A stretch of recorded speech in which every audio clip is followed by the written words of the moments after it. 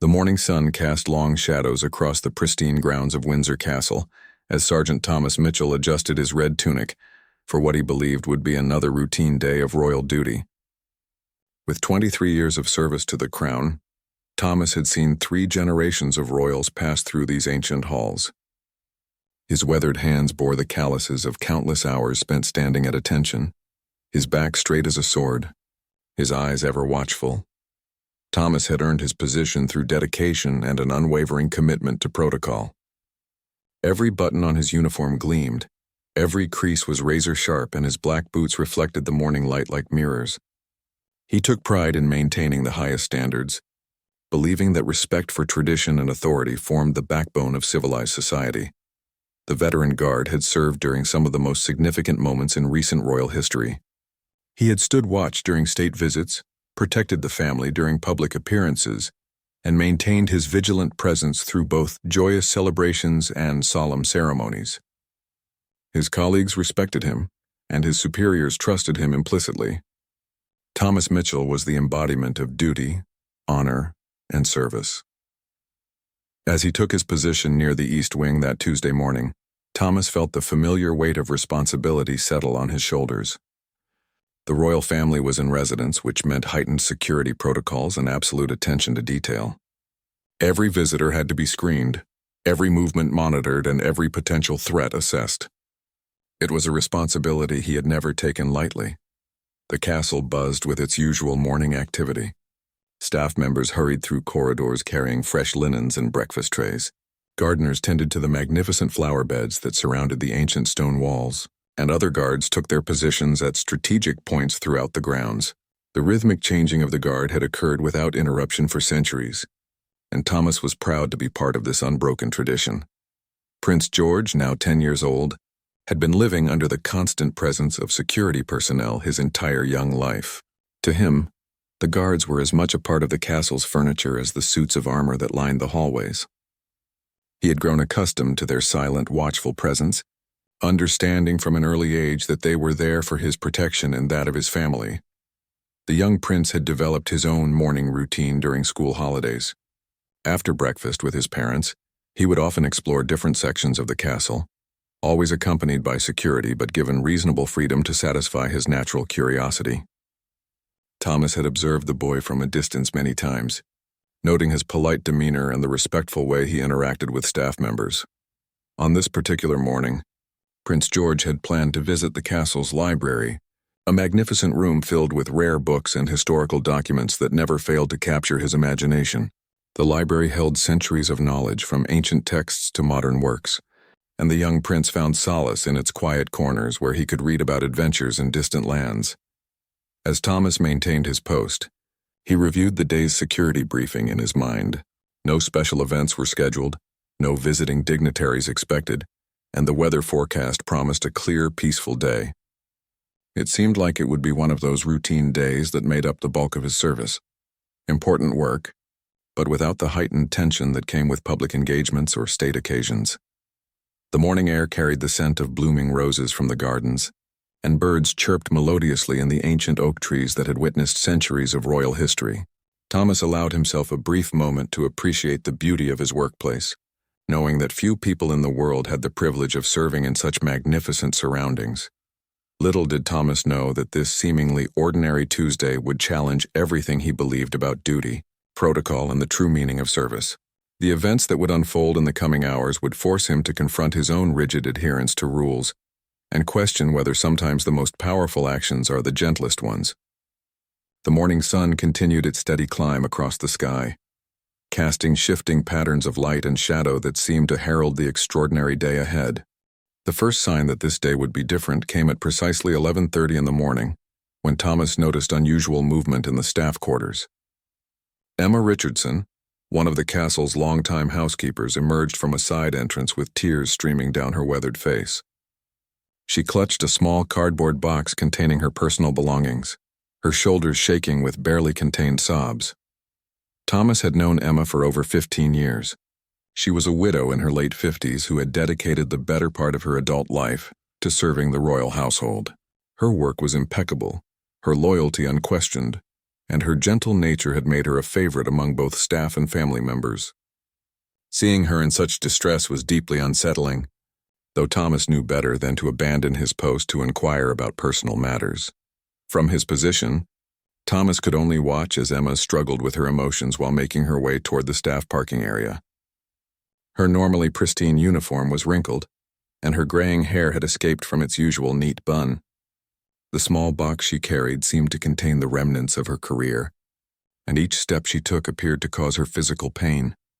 Through the grapevine of Castle staff communications, Thomas had heard whispers of budget cuts and staff reductions. The economic pressures facing the country had not spared even the royal household, and difficult decisions were being made about personnel. While Thomas himself felt secure in his position due to his seniority and exemplary record, he knew that many dedicated employees were facing uncertain futures. Emma had been caring for her elderly mother, who suffered from advanced dementia and required round-the-clock care. The modest salary from her position at the castle, combined with her late husband's small pension, barely covered the expensive care facility fees. Losing her job would not only mean financial devastation, but would also separate her from the place that had become her second home. The housekeeper paused near a stone bench in the courtyard, setting down her box and wiping her eyes with a handkerchief. The morning sun illuminated her face, revealing the deep lines of worry and exhaustion that had developed over recent months. She had given her best years to the royal family, working long hours during special events, maintaining the highest standards of cleanliness and organization, and treating the castle's historic artifacts with the reverence they deserved. Thomas found himself torn between his professional obligations and his human compassion. Every fiber of his training told him to remain at his post, to maintain his professional demeanor, and to avoid involving himself in the personal affairs of other staff members. Yet watching Emma's visible anguish stirred something deep within him, a reminder that behind every uniform and job title was a human being with fears, hopes, and responsibilities. The sound of approaching footsteps drew Thomas's attention back to his primary duties. Prince George appeared at the far end of the corridor, walking with the measured pace of someone deep in thought. The young prince carried a leather-bound book under his arm and seemed to be heading toward the gardens for some outdoor reading time. As Prince George drew closer, Thomas snapped to attention with practiced precision. His spine straightened, his chin lifted, and his eyes focused on a point just above the prince's head, as protocol demanded. The rhythmic click of his heels as he adjusted his stance echoed off the stone walls, a sound that had announced the presence of royal guards for generations. Prince George slowed his pace as he noticed Emma in the courtyard through one of the tall windows. The young prince had always been observant, possessing an intuitive understanding of human emotions that seemed beyond his years. His tutors often remarked on his ability to sense when something was amiss, whether in his studies or in the people around him. The prince paused completely, his attention fully captured by the scene unfolding outside. Thomas could see the wheels turning in the young royal's mind as he processed what he was witnessing. The boy's expression shifted from casual curiosity to genuine concern, and Thomas realized that Prince George was about to make a decision that would set in motion a chain of events none of them could have anticipated. The morning that had begun so routinely was about to take a turn that would challenge everyone's understanding of proper protocol, appropriate behavior, and the true meaning of leadership. Without hesitation, Prince George changed direction and headed toward the courtyard entrance. Thomas felt his pulse quicken as he realized the prince was about to interact with a distraught staff member, a situation that presented numerous protocol concerns. Every instinct in his well-trained body urged him to intervene, to guide the young royal away from what could become an awkward or inappropriate encounter. The established procedures were crystal clear in such situations. Members of the royal family, especially young ones, were to maintain appropriate distance from staff members experiencing personal difficulties. Such interactions could be misinterpreted, could create uncomfortable situations for all parties involved, and could potentially compromise the professional boundaries that kept the household functioning smoothly. Thomas stepped forward, preparing to respectfully redirect Prince George toward his original destination. His training had taught him that protection sometimes meant shielding the royals from emotional situations that might prove overwhelming or inappropriate for their age and position. A 10-year-old prince, regardless of his maturity, should not be burdened with the personal troubles of adult staff members. But as Thomas opened his mouth to speak, Prince George turned and looked directly at him with eyes that held an unexpected depth of understanding. In that moment, the young prince seemed older than his years, as if he carried within himself a wisdom that transcended conventional protocol and social expectations. "Thomas," Prince George said quietly, using the guard's first name in a way that immediately established a more personal connection. "I know you're going to tell me to go to the library as planned, but I think Emma needs someone right now." The directness of the statement caught Thomas off guard. In all his years of service, he had rarely heard a member of the royal family acknowledge the emotional needs of staff members so openly and with such genuine concern. The prince's words carried no sense of superiority or condescension, only a simple recognition of human suffering and a desire to help. Thomas found himself in an unprecedented situation. His duty was to protect and guide the prince, but how could he argue against such a fundamentally compassionate instinct? The boy was displaying the very qualities that great leaders possessed: empathy, courage, and a willingness to set aside personal comfort for the sake of others. Prince George didn't wait for Thomas's response. Instead, he walked purposefully toward the courtyard, his small frame moving with quiet determination.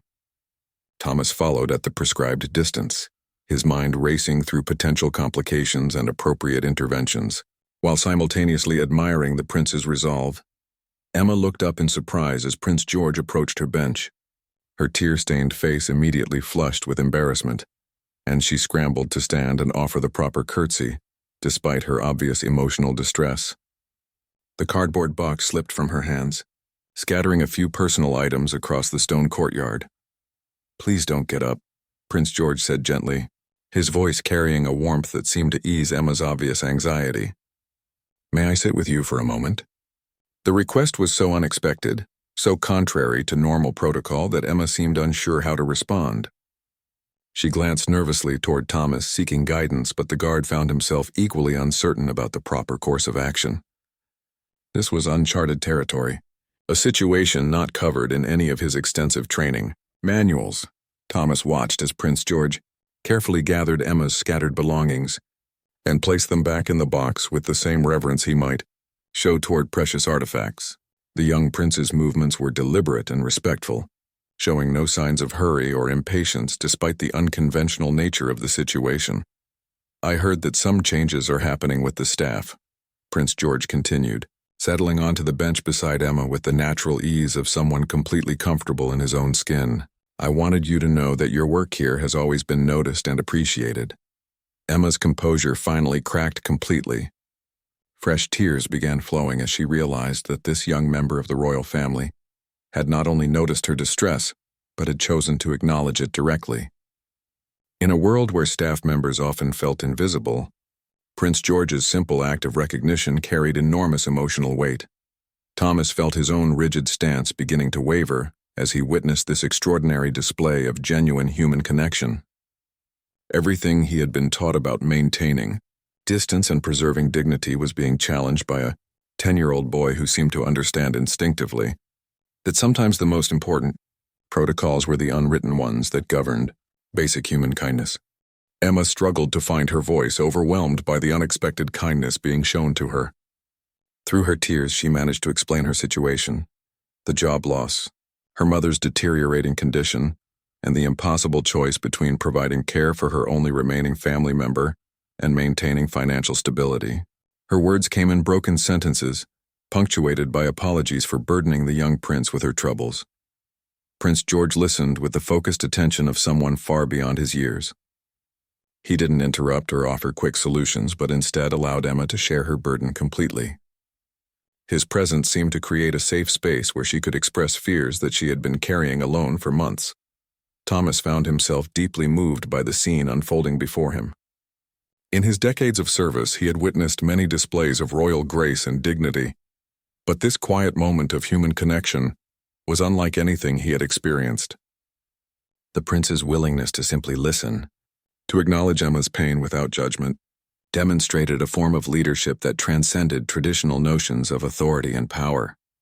"Emma," Prince George said softly when she had finished speaking, Would it help if I spoke with my parents about your situation? Sometimes there are solutions that we can't see when we're in the middle of difficult circumstances. The offer was made without fanfare or self-importance, as if helping others was simply the natural response to learning about their troubles. Thomas realized he was witnessing the development of character traits that would serve this young man well throughout his life. Regardless of his royal status, Emma's eyes widened with a mixture of hope and disbelief. The possibility that her situation might be addressed at the highest levels of the household had never occurred to her. She had accepted her dismissal as final, viewing herself as easily replaceable in the larger scheme of castle operations. Prince George gently placed his small hand on Emma's weathered one, a gesture so simple yet so profound that Thomas felt his own eyes beginning to moisten. In that touch, years of protocol and social barriers seemed to dissolve, leaving only one human being reaching out to comfort another in their time of need. Your mother is lucky to have someone who cares for her so deeply, the prince continued, and we've been fortunate to have someone who cares for our home with the same devotion. That shouldn't end because of budget numbers on a piece of paper. The wisdom in these words struck Thomas like a physical blow.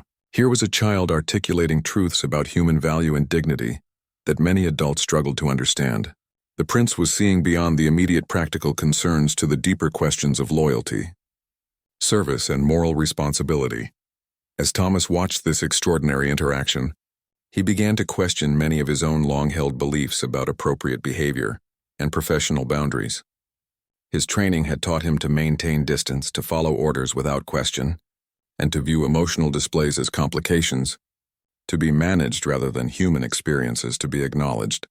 But Prince George was demonstrating an entirely different approach to leadership, one based on connection rather than separation, understanding rather than authority, and compassion rather than rigid adherence to rules. The young prince was showing that true strength often came through apparent vulnerability, and that the most powerful actions could be the gentlest ones. Emma had stopped crying and was looking at Prince George with an expression of profound gratitude mixed with amazement. In her years of service, she had developed a deep respect for the royal family, but this personal interaction had revealed a dimension of their character that she had never imagined.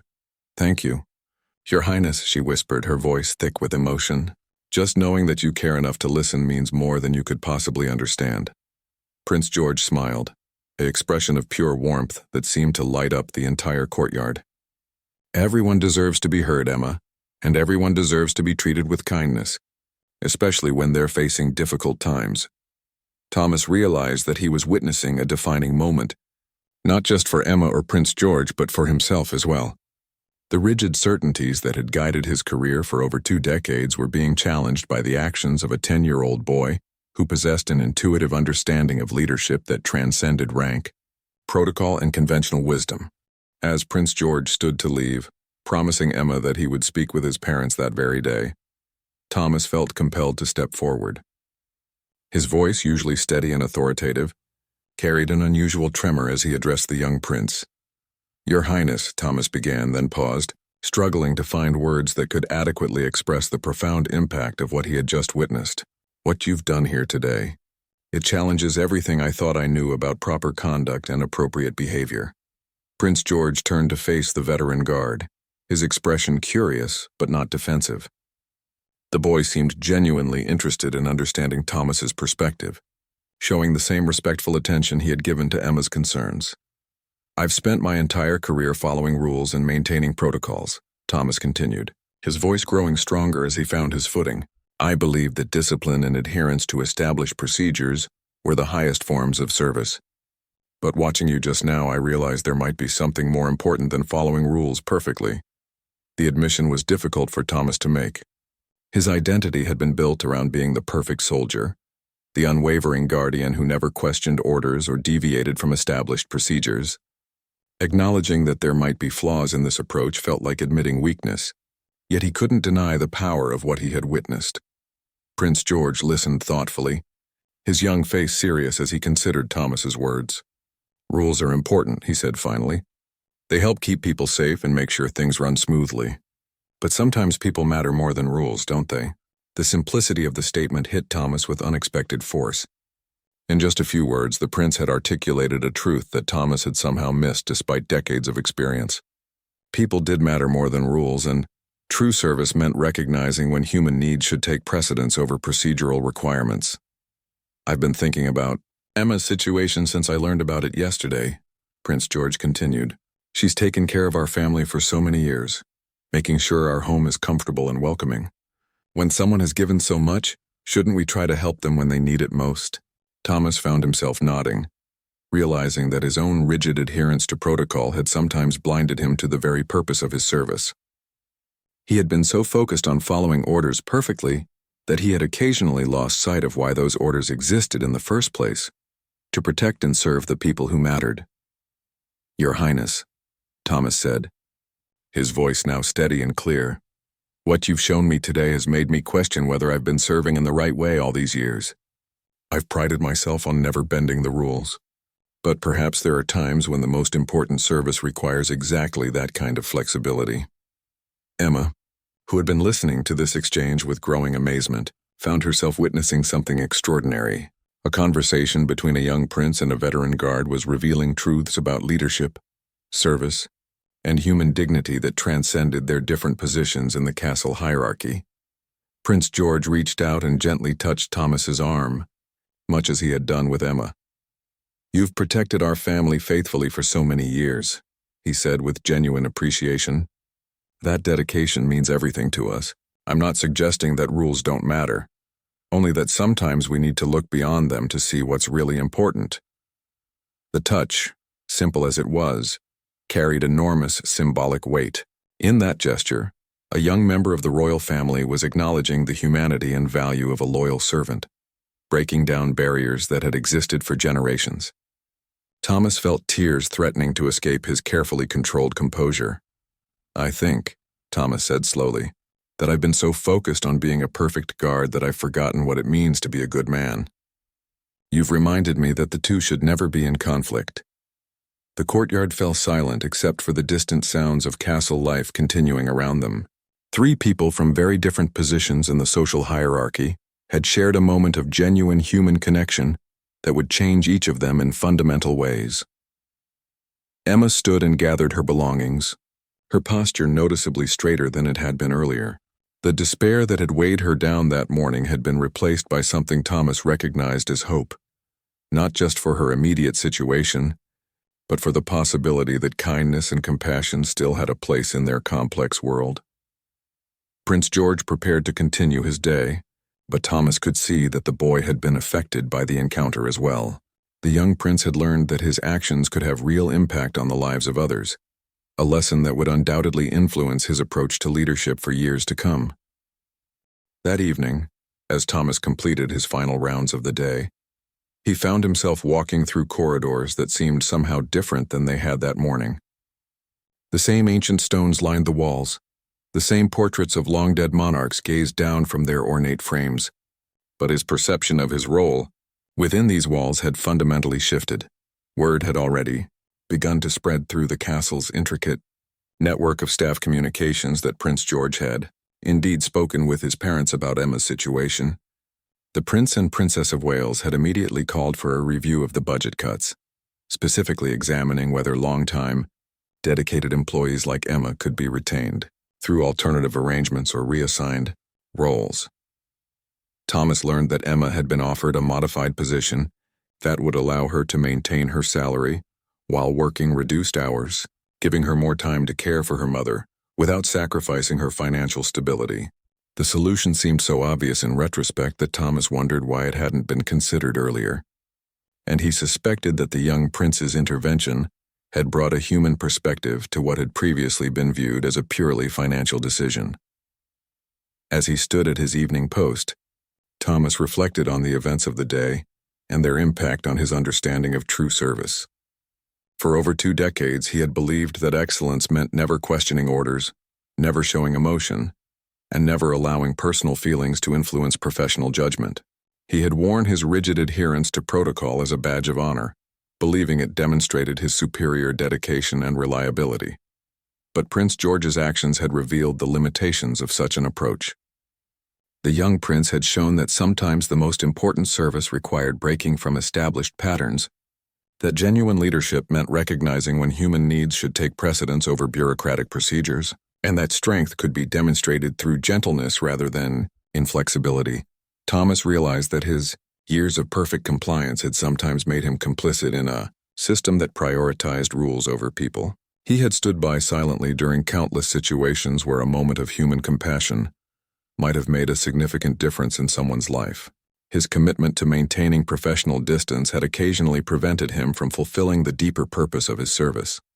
The transformation in his thinking felt both liberating and terrifying. At his age, with retirement only a few years away, the prospect of fundamentally changing his approach to work seemed daunting. Yet he couldn't ignore the clarity of the lesson he had learned from a 10-year-old boy who possessed wisdom that had somehow eluded him despite decades of experience. As the hours passed, Thomas found himself making a decision that surprised even him. He would submit his resignation the following morning, not out of shame or defeat, but because he recognized that his rigid approach to service had become a limitation rather than an asset. The castle needed guards who could balance protocol with compassion, rules with humanity, and tradition with adaptation. The decision felt both heartbreaking and hopeful. Thomas loved his work and took pride in his long service to the crown, but he understood that sometimes the greatest act of service was recognizing when it was time to step aside for those who might serve more effectively. His resignation would create an opportunity for someone who could embody the lessons Prince George had taught him, someone who understood that true protection involved nurturing the human spirit as well as maintaining physical security. That night, as Thomas wrote his resignation letter, he found himself including details about Prince George's extraordinary display of leadership and compassion. He wanted his superiors to understand that his decision to leave was not based on any failure of the royal family, but rather on his recognition that they deserved guards who could match their level of emotional intelligence and moral clarity. The letter was difficult to write, filled with gratitude for the opportunities he had been given and respect for the institution he had served, but also honest about his realization that he had fallen short of the standards set by a young prince who understood instinctively what Thomas had taken decades to learn.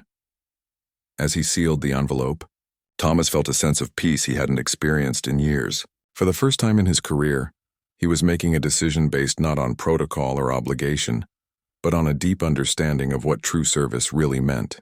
Prince George had given him an unexpected gift: the courage to acknowledge his limitations and the wisdom to recognize when change was necessary.